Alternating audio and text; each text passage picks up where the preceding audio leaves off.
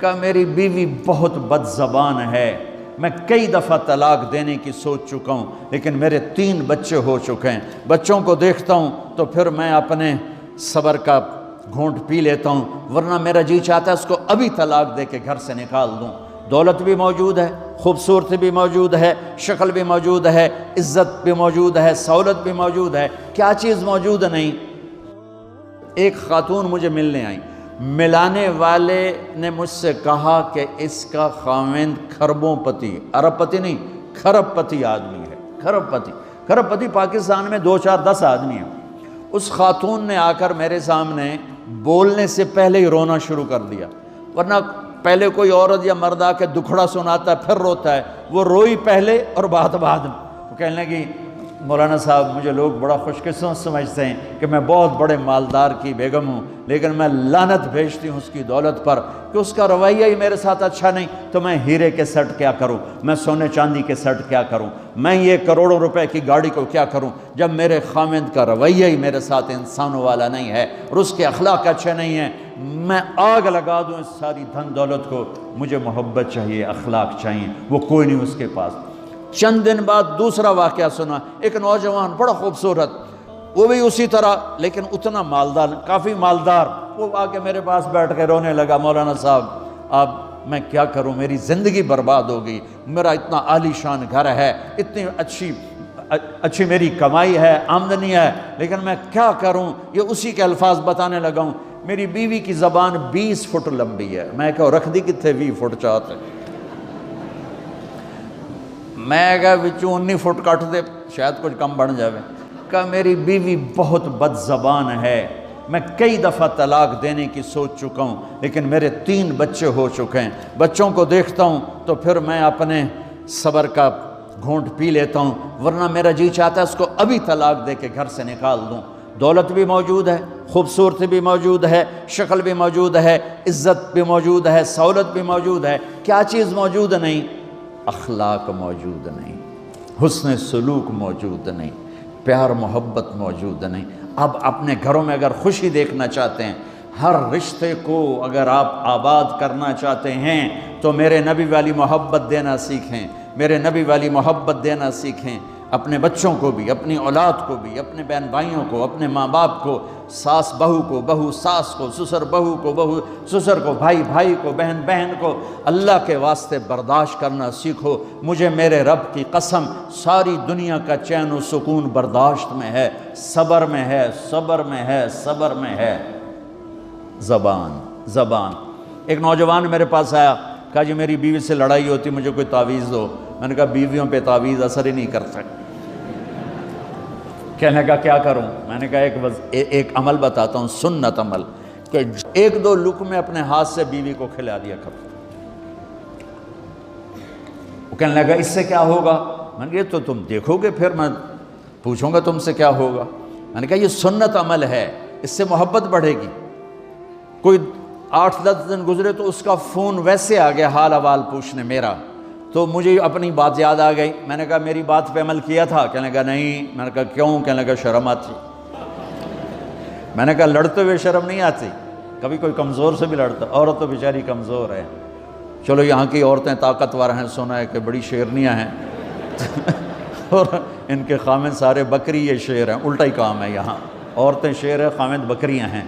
چلو بھائی تم مہربانی کر کے اپنے خامدوں کو عزت دو، اور ان سے کہتا اپنی بیویوں کو عزت دو، محبت سے رہو۔ تو میں نے کہا بے وقوف، کبھی کمزور کے ساتھ بھی کوئی لڑتا ہے، اس میں تمہیں شرم نہیں آتی اور اس میں شرم آتی ہے؟ سنت۔ میں نے کہا چل کر اور مجھے بتا۔ کوئی 2 گھنٹے بعد اس کا فون آیا، کہا مولانا دوپہر کا کھانا تھا، میں نے اپنی بیوی کے منہ میں لقمہ جو دیا نا تو اس کا منہ وہیں کھلا رہ گیا۔ وہ کہنے لگی تو نے خود تو کیا نہیں، کسی نے تجھے بتایا ہے؟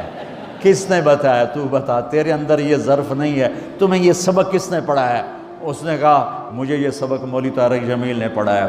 تو کہنے لگا میری بیوی نے ایسے اپنی جھولی اٹھا لی اور کہا مولوی طارق جمیل اللہ اس کے بچوں کو سلامت رکھے جس نے تمہیں انسان بنایا۔ میرے بھائی بہنوں صبر کرنا سیکھو۔ ہماری ایک دھوبن تھی ماسی شریفہ، مر گئی بیچاری، تو وہ آ گئی میری بہن کے پاس، چھوٹا قد، موٹی ڈٹی تو بڑی لڑک کی، پوری شیرنی۔ وہ آ کے کہنے لگی میری بہن کو، میری بہن تو انہوں چنگی طرح جان دی ہے، بی بی میری نوواں بڑیاں لڑدیاں میں نے کوئی تویز دے ساریاں میری نوکر بن جانا۔ اب میری بہن کو پتہ تھا کہ وہ سارا لڑائی دا تماشا تھا ماسی شریفاں تو شروع ہوندہ، ادو تو ہوندہ ہی کچھ نہیں، بیچاریاں معصوم جیاں چھوٹیاں چھوٹی عمر دیاں۔ تو میری بہن نے ایک تعویذ بنایا اور اس کو یوں رول کر کے نا اس کو کہا ماسی شریفاں ہن جس لے تیری لڑائی ہوئے نا اس تعویذ تو چک مار کے بہ جانا ہے تے چھڑنا نہیں، جے تو چھڑیا تو مر جانا ہے، انہوں پکا کر کے رکھیں۔ اس نے کیا کیا؟ ماسی شریفوں کو چپ کروایا۔ اب ہمارا دیہاتی ماحول ہے، تعویذوں کی بڑا عقیدت ہے، صحیح تعویذ تو اثر کرتے ہیں لیکن اکثر تو ہیرا پھیری والے بیٹھے ہوئے ہیں سارے ہی، تو اللہ ماشاءاللہ۔ تو 8ویں دن وہ آ گئی، بی بی تو تو بڑا چنگا تعویذ دیتا، ساری لڑائی ختم ہو گئی۔ کیوں کہ ماسی شریفاں چپ ہو گئی۔ تو میں ان ساری مستورات کو یہ تعویذ دے کے جا رہا ہوں، یہ سب لے لو، یہ مرد بھی لے لو، اور جب کوئی جھگڑا ہو اے یہاں رکھ کے چپ کر کے بیٹھ جانا، آپ کی لڑائیاں ختم ہو جائیں۔ اگر آپ بولتے رہے تو پھر لڑائی ختم نہیں ہوگی۔ میرے نبی کی زندگی سیکھو، معاف کرنا سیکھو، محبت دینا سیکھو، ایسا نہ ہو کہ دو آپس میں بولتے نہ ہوں، ایسی بد اخلاقی سے بچو۔ اور آخری بات یہ ہے، آپ اس ملک میں رہتے ہیں، اب یہ آپ کا ملک ہے، اگر آپ کے پاسپورٹ ہیں تو یہ آپ کا ملک ہے، اس کو اس کے قانون کو عزت دو، اس کے قانون کو احترام دو۔ یہاں کی گورنمنٹ کے ساتھ مجھے پتہ چلا ہے کہ بہت سے لوگ ہیں فرضی بیمار بن کے وظیفے لے رہے ہیں، یہ حرام ہے، یہ دھوکہ ہے، یہ فراڈ ہے۔ جو حکومت آپ کی اتنی ہمدرد ہو کہ گھر بیٹھے آپ کو وظیفہ پہنچائے، آپ کے بچوں کے وظیفے لگائے، آپ کے وظیفے لگائے، انہی کے ساتھ دھوکہ کرنا ہے، انہی کے ساتھ فراڈ کرنا ہے۔ اللہ کی قسم یہ آپ اپنے ساتھ فراڈ کر رہے ہیں، یہ آپ اپنی ذات کو دھوکہ دے رہے ہیں، ان کو نہیں دھوکہ دے رہے، آپ اپنے آپ کو دھوکہ دے رہے ہیں۔ ایک سردار جی ریل میں چڑھا، ہنسی جائے، لوگوں نے پوچھا سردار جی بڑے ہنس رہے ہو؟ کہنے لگا ریلوے والوں کے ساتھ آج بڑا فراڈ کیا، چکر کا دے دیا، ریلوے کو چکر دے دیا ہے۔ کہا سردار جی کیا چکر دیا ہے؟ کہنے لگا واپسی کا ٹکٹ بھی لے لیا ہے اور واپس میں نے آنا کوئی نہیں ہے۔ میں کہا سردار جی اپنے آپ نے چکر دیتا ہے تسی تو جتنی 2 نمبری کرنے والے ہیں یہ اپنے آپ کو چکر دینے والے ہیں۔ اللہ کے واسطے اس حکومت کا نہ ٹیکس چراؤ، نہ ایسی 2 نمبری کرو، نہ یہاں کی بچیوں کو دھوکہ دے کر کاغذ بنانے کے لیے شادیاں کرو۔ جب انگریزوں کی حکومت تھی انڈیا پر تو دلی میں ایک وہ پک پاکٹ رہتا تھا جیب کترا، اس کا چیلا شام کو 2 روپے لے کر آیا تو اس نے اس کو تھپڑ مارا، سارے دن میں 2 روپے۔ وہ کہنے لگا استاد آج بڑا مال مارا تھا، ایک گورے کی جیب کاٹی تھی، بہت پیسہ تھا۔ جب میں 4 قدم چلا، سننا ذرا اس زمانے کے چور کا ایمان سننا، کہنے لگا جب میں 4 قدم چلا تو مجھے خیال آیا اگر قیامت کے دن عیسیٰ علیہ السلام نے میرے نبی کو گلہ دے دیا کہ آپ کے امتی نے میرے امتی کی جیب کاٹی تھی تو میرے نبی کو شرمندہ ہونا پڑے گا۔ تو پھر میں نے کہا میری وجہ سے میرا نبی شرمندہ ہو، میں نے جا کر اس کو واپس کر دیا، اے 2 روپے اپنے دے کپ کے لے آندے۔ تو اس نے اس کو 10 روپے انعام دیا کہ یہ 10 روپے تیرا انعام ہے۔ اب آپ اس ملک کے اگر ہیں، آپ کے پاسپورٹ ہیں تو آپ یہاں کے ہیں، آپ اپنے پیچھے اپنے رشتہ داروں کی مدد کریں، جو مرضی کریں، لیکن میرے بھائی بہنوں اسے اپنا ملک بنا کے چلو، یہاں غریبوں پہ خرچ کرو۔ زکوٰۃ تو مسلمان کو دی جاتی ہے کوئی شک نہیں، لیکن صدقات خیرات پیچھے بھیجنے کے بجائے یہاں کتنے غریب لوگ ہیں، کتنے ضرورت مند لوگ ہیں، کتنے لوگ ہیں جن کے پاس گھر کوئی نہیں، کتنے لوگ ہیں جو کونسل کی طرف سے وظیفہ لے کر روٹی کھا رہے ہیں اور وہ پوری نہیں پڑتی، ایسوں کو ڈھونڈ کے ان پر خرچ کرو، ان کی مدد کرو، کسی کی جانی خدمت کرو، کسی کی مالی خدمت کرو۔ میرے نبی نے فرمایا ہر مسلمان کے لیے ضروری ہے کہ صدقہ دے، ہر مسلمان روزانہ صدقہ دے۔ تو صحابہ نے کہا یا رسول اللہ پیسے نہ ہوں تو آپ کہتے چلو کوئی بات نہیں۔ کہا نہیں سنو، آپ نے کہا بازار میں جا کے مزدوری کرے اور مزدوری کی قیمت وصول کر کے صدقہ کرے، صدقہ اتنا ضروری ہے، بلاؤں کو ٹال دیتا ہے، مصیبتوں کو ٹال دیتا ہے۔ تو یہاں رہنے والے یہاں کے قانون کا احترام کریں، یہاں کے قانون کو عزت دیں، اللہ کے واسطے 2 نمبری نہ کریں۔ دیانتداری سے چلیں۔ میرے نبی نے فرمایا میرا امتی ہر گناہ کر سکتا ہے، دو کبھی نہیں کرے گا، ایک جھوٹ کبھی نہیں بولے گا، ایک دھوکہ کبھی نہیں دے گا۔ تو اللہ کے واسطے دھوکے فراڈ سے چلیں۔ کہیں آپ لڑے ہوئے ہیں صلح کر لیں، پیار محبت دیں، معاف کریں، اپنے بچوں کو ٹائم دیں، ان کو اچھی تعلیم دیں، یہ اعلیٰ عہدوں پر پہنچیں، اعلیٰ جاب پر پہنچیں۔